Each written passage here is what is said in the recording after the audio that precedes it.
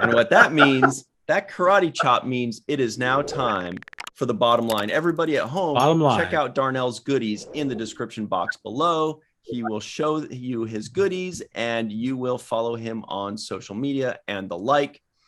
Here we go. It's the final two questions of the show, the two most important questions. It's basically the part of the show where everybody. By the way, fast Ryan, forwards. terrible transition. Have you met me? So now I've got to cut out the part where you say to follow all his links and put that at the end of his interview. And then take out the part where you said the bottom line, put that at the beginning of the bottom line. People know. So basically, it's the final two questions of the show. Check out Darnell's goodies in the description box below. Question number one, tough one. On a scale of 1 to 10, Michael Kenyon Rosenberg, what would you give this first episode of The Wheel of Time entitled Leave Taking? They're taking their leave of taking it. I enjoyed the magic. I liked that she was like drawing from the energy of the universe, the energy of the light, as she mentioned a couple times. I like the idea of time is not a straight line. It's a wheel that keeps turning. Mm. And even though you leave this life, you'll be back in another form, even though you won't remember it. And I like that there was a day, a ceremony for like a holiday, or they like a Day of the Dead, where they honor their loved ones who have gone, and they're trying to bring them back into the world by sending them light. I liked all those things. I liked Moiraine. I liked her character and Lan, that pairing, that crew. I also liked Rand or Althor's father. Yeah, Tam. Yeah. Tam Althor, yeah. So Tam he was kind of a Shanter. Well, he had a mystery behind him because he had that cool sword, the same kind of samurai sword that Lan had actually with the Huron, which tells me that he was part of some force, not in like a former life, but in his life, but before he had Rand. So I kind of liked all that stuff about it, but there were some things I didn't like. I wasn't blown away by the acting. It did take a little while to get started, but I'll still give this one a healthy 7. A healthy 7? Mm-hmm. Okay. All right. A healthy, exactly 7. Well, also, I read a little trivia on that because Amazon does this great thing where for people like me that want to keep track of who's who, because I just am terrible with names and faces. So I hover over and it takes me a little while, but it tells me all these things.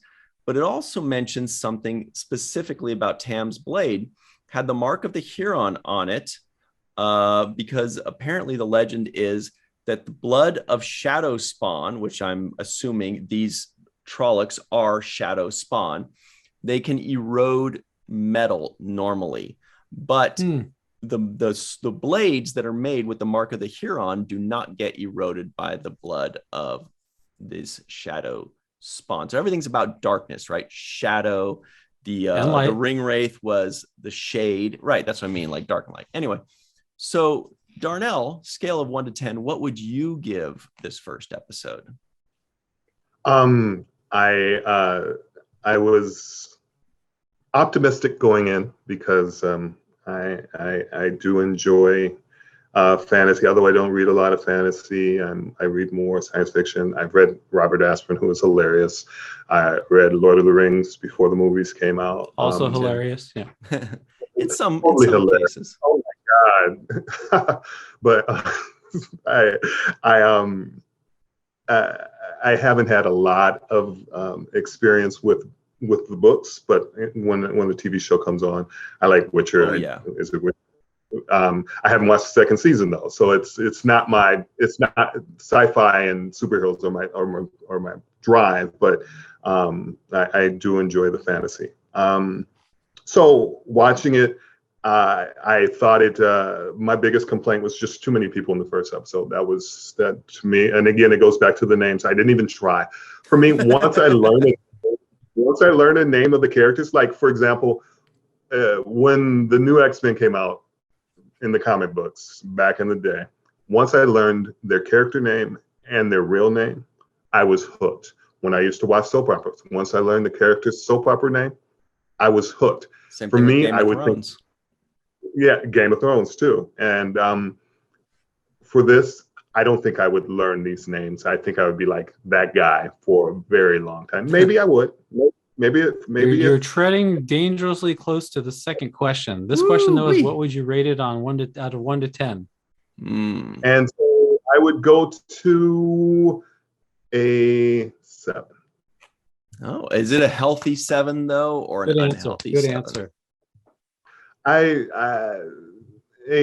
7. It's neither overstuffed nor malnourished. Okay. Exactly.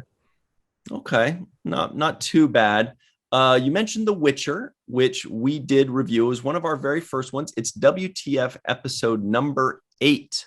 We reviewed The Witcher. Special guest was Melissa Longo.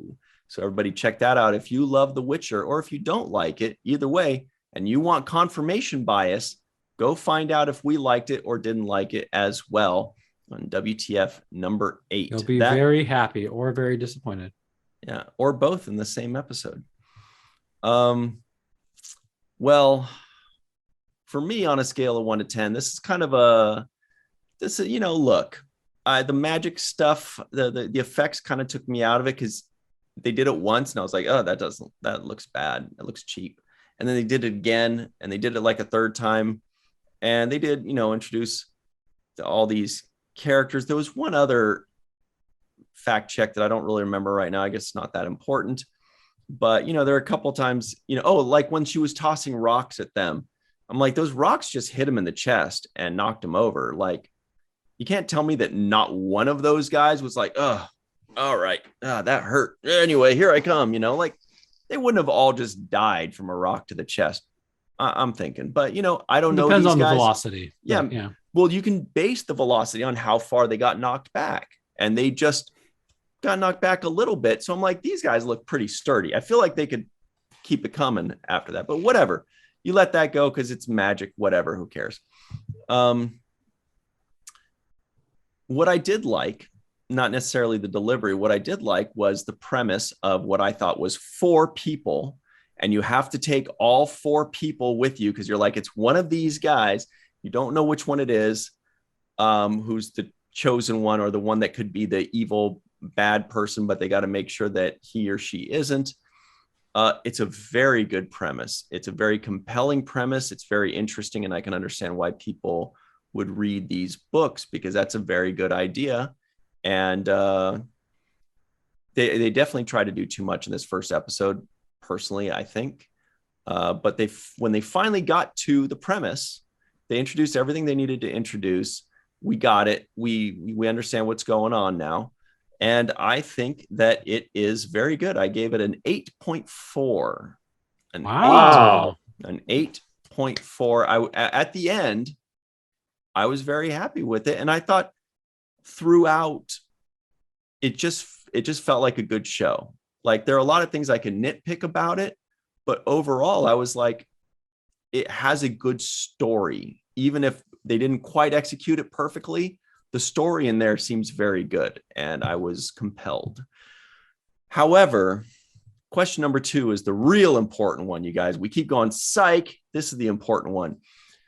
For the purposes of this podcast, we all had to watch the first episode of The Wheel of Time, but now that the podcast is over and we're free to move about the internet, Michael Kenyon Rosenberg, would you watch the second episode of your own volition? Darnell's stressing out. He's like, oh man, I would not actually. I would not actually. Yeah, there were a lot of interesting aspects to it, but to me, it felt a little like generic fantasy.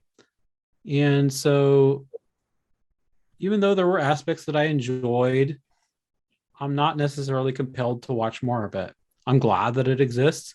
I might actually be compelled to go and read the books because I do love reading. I read every night. I love reading. It's one of my favorite things to do. I'm sad that I don't have more time to read in the day. So that it might compel me to read the books. And then after I read the books, then maybe I'll want to go back and say, okay, well, I really liked this book, and I really want to see if they capture that essence in this show. But for just watching the show, I'm not really interested in seeing any more of it. Darnell, would you watch the second episode? I want to see what happens at the end. The in-between parts, I don't know if I'm as excited about, but I do want to, kind of see if there's an ending and of course, who is the person, and hopefully there's more to it than just who the person is. So I give it a probably. If not good enough, we need a yes or no. I think that is a yes. If it's a probably, that's on the side of yes. It's on the side of yes. Would I give up? There are things that could happen for me to give up. But I'll give it a yes for now. I do want to see what happens. But to be clear, we're only asking about the second episode. So even if you say yes, it's not will you watch the second, it's would you. Yes, I give that a yes there. Yes. Mm-hmm. Michael's foreshadowing my answer right there. I'll tell you that much.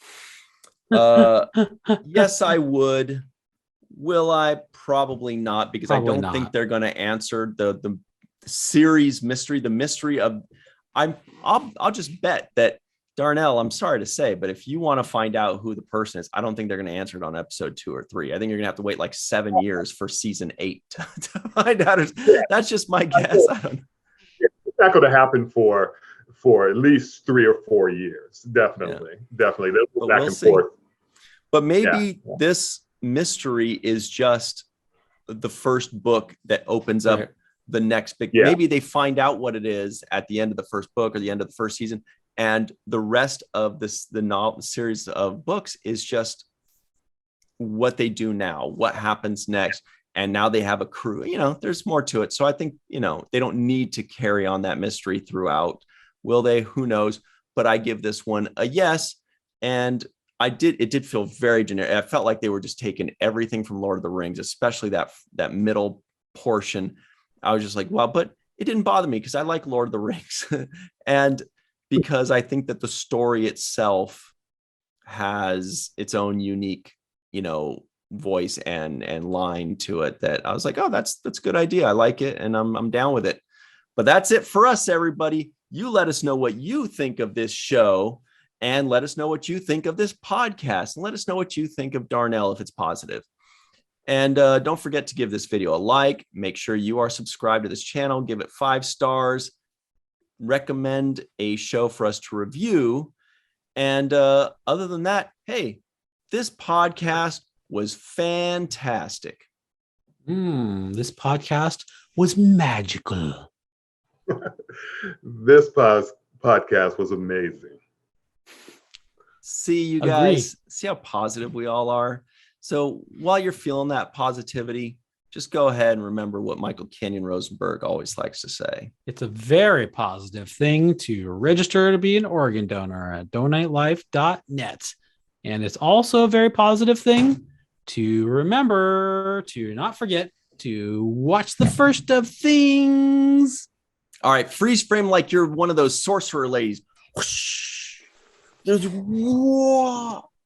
I'm freezing. I'm a freeze frame guy. I'm a freezing frame.